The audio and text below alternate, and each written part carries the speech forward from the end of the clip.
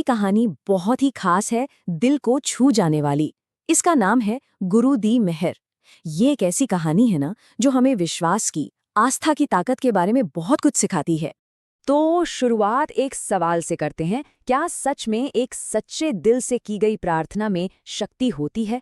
मतलब क्या एक मासूम दिल की पुकार में इतनी ताकत हो सकती है कि वो मुश्किल से मुश्किल समय में भी रास्ता दिखा दे? चलिए इसी सवाल का जवाब ढूंढते हैं इस कहानी में। पूरी कहानी की नींव ना बस इसी एक विश्वास पर टिकी है। ये एक माँ के शब्द हैं जो वो अपने बेटे से कहती है, और जानते हैं, यही शब्द उसके अटूट विश्वास की वजह बन जाते हैं। तो चलिए अब कहानी में चलते हैं और मिलते हैं हमारे मेन कैरेक्टर मनप्रीत सिंह से, एक ऐसा बच्चा जिसका विश्वास ही उसकी सबसे बड़ी ताकत है। तो ये है मनप्रीत, बस 10 साल का एक छोटा सा लड़का जो एक प्यारे से गांव में रहता है। एकदम सीधा साधा, साफ दिल का। पर उसकी सबसे बड़ी पहचान क्या है? गुरु रविदास जी में उसकी अटूट श्रद्धा, उसका पक्का विश्वास। और उसका ये विश्वास ना सिर्फ सोचने तक ही नहीं था।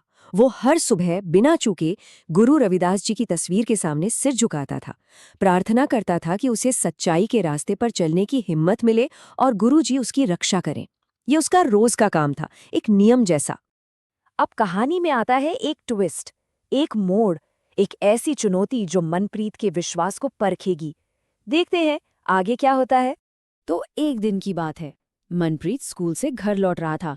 सब कुछ नॉर्मल था, बिल्कुल ठीक, कि तभी अचानक आसमान में काले बादल छा गए। और बस कुछ ही पलों में इतनी तेज हवाएं चलने लगीं और जोरों की बारिश शुरू हो गई। अब देखिए, उसके घर के रास्ते में एक छोटी सी नदी पड़ती थी। जब मनप्रीत वहां पहुंचा तो क्या देखता है कि बारिश से नदी का पानी बहुत ज्यादा, मतलब खतरनाक लेवल तक बढ़ गया है। रास्ता एकदम बंद। वो सच में बुरी तरह फंस गया था। और सोचिए, इस मुश्किल घड़ी में मदद के लिए आसपास कौन था? कोई भी नहीं, जीरो।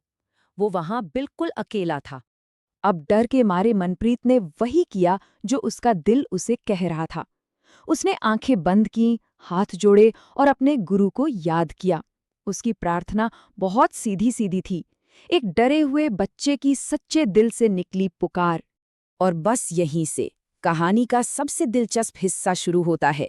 जब लगता है ना कि सारी उम्मीदें खत्म हो गईं, ठीक तभी एक रहस्यमयी मददगार सामने आता है। तभी अचानक उसे अपने पीछे से एक बहुत शांत, बहुत प्यारी आवाज सुनाई दी। ये शब्द मानो किसी मरहम की तरह थे, जिन्होंने उसके डर को जैसे पल भर में ही कम कर दिया। मनप्रीत ने जैसे ही मुड़कर देखा तो एक बुजुर्ग बाबा जी खड़े थे, और उनके चेहरे पर ना एक गजब की शांति थी। उन्होंने बस मुस्कुराकर मनप्रीत का हाथ थामा और उसे इतनी सावधानी से उफनती हुई नदी पार करवा दी। इतना ही नहीं, उसे सीधा उसके घर के दरवाजे तक छोड़कर आए। तो मनप्रीत सुरक्षित घर तो पहुंच गया, लेकिन रहस्य अभी बाकी था। अब कहानी उस मोड़ पर है जहां सच्चाई सामने आने वाली है। मनप्रीत खुश भी था और उसे राहत भी मिली थी। वो भागकर अंदर गया अपनी माँ को पूरी बात बताने, और फिर फौरन बाहर आया उन भले बाबा जी को शुक्रिया कहने के लिए। लेकिन जब वो बाहर आया तो वहां कोई भी नहीं था। वो बुजुर्ग बाबा जी अचानक जैसे गायब हो गए थे। सवाल तो यही है कि आखिर वो गए कहाँ? अब मनप्रीत हैरान भी था, परेशान भी। वो वापस अंदर चला गया और उसकी नज़र सीधा गुरु रविदास जी की तस्वीर पे पड़ी। और उस तस्वीर को देखते ही उसके दिल में एक सुकून सा उतर गया और सब कुछ शीशे की तरह साफ हो गया। उसकी आंखों में खुशी के आंसू थे। उसने हाथ जोड़े और बस इतना ही कहा, शुक्रिया गुरुजी। वो समझ चुका था, वो जान गया था कि उसकी मदद करने वाले वो बुजुर्ग बाबा जी कोई और नहीं बल्कि खुद गुरु रविदास जी थे, जो उसकी सच्ची पुकार सुनकर चले आए थे। तो इस पूरी कहानी से हमें क्या सीखने को मिलता है?